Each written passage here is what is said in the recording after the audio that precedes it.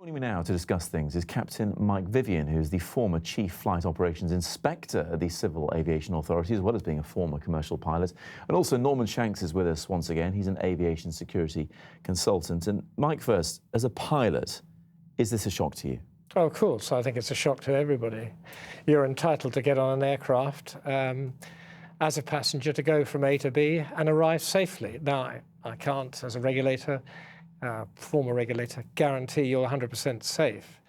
But you are entitled to think that the risk, if that's what took place here, is not a risk that you confront, should not confront. But Norman, as a former investigator, this was always one of the options.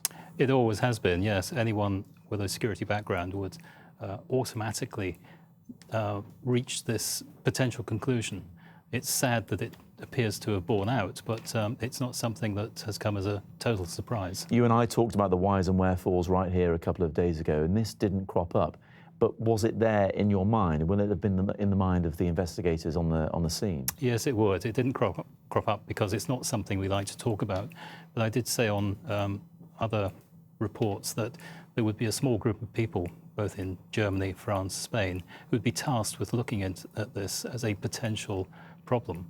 And I'm sure that from the very first minutes, that group was investigating this as a possible cause. The thing is, Mike, early days in terms of knowing what Andreas Lubit's state of mind was, but if we can talk in general about the stresses that pilots go through, especially one would imagine with budget airlines with their quick turnarounds and their tight margins, is that a bigger issue than perhaps many people realise? Well, let's deal with that issue head on. Less cost does not mean less safe. And it's not me preaching, it's the fact that if people think safety is expensive, try having an accident, as Michael Bishop said years ago after the British Midland crash at Kegworth. So no airline wants to be in this situation. But this evening, in the past hour or so, another budget airline, big one of our own, EasyJet, has said from tomorrow they will have 2 people in the cockpit at all times. Is that the right reaction? Well, let's face it, that's obviously to placate to reassure passengers, but I can't for 1 minute. I don't believe that EasyJet don't know their own pilots. I'm sure they do, and I'm sure they know them intimately in the sense that they know their condition, they keep a close watch on them, as indeed we'd expect them as a regulator to do so. Absolutely, but Germanwings would have known Andreas Lubitz. They knew this man. Is there, I mean, as the chief executive of Lufthansa said, there's nothing that can be put in place other than having 2 people in there at one time that can prevent this kind of thing? Well, we don't know the full circumstances of this. And if you introduce somebody onto the flight deck in these circumstances, which we did do, interestingly enough, when what was called Phase 1, straight after 9/11, which were the doors which were secured by a bar, because we hadn't developed all the new technology. With the development of the new technology, excuse me, what happened was that the new technology came in, and we necessitated, it was developed by electronics, so access and exit was acquired, and you didn't need the third person in the flight deck anymore. So they were dispensed with quite properly. There hasn't been an incident ever in the Western world of this. There have been a few worldwide, and at least 2 are disputed by the respective governments involved. Okay. So it's an infinitesimally small. Feel free to clear your throat. I'll just address a quick question to Norman, because this first came about this morning that it could have been the co-pilot's own fault via way of a leak. Are you surprised about that, and surprised by who revealed it to the world? It's surprising that the leak originated through America.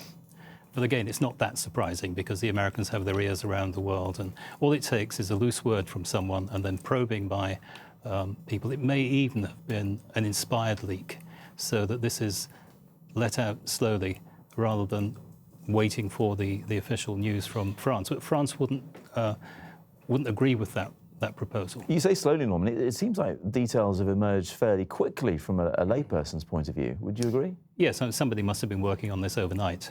So it could be a loose word to the wrong ears, somebody overhearing what was going on. Then they do some probing. It then comes out in the US press. It's then picked up in some of the French press, and then the story grows.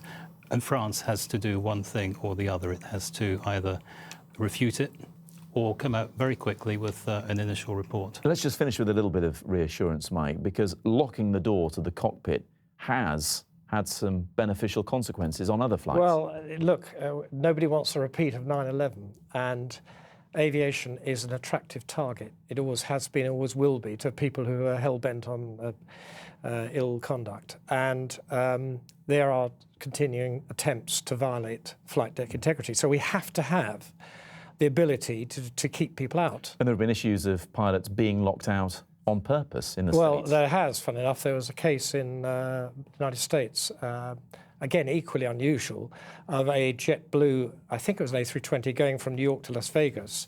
And the captain left to go to the washroom and exhibited symptoms which were consistent with a deranged mind. And the co-pilot locked him out, diverted the aircraft, and sadly the captain was found to be insane.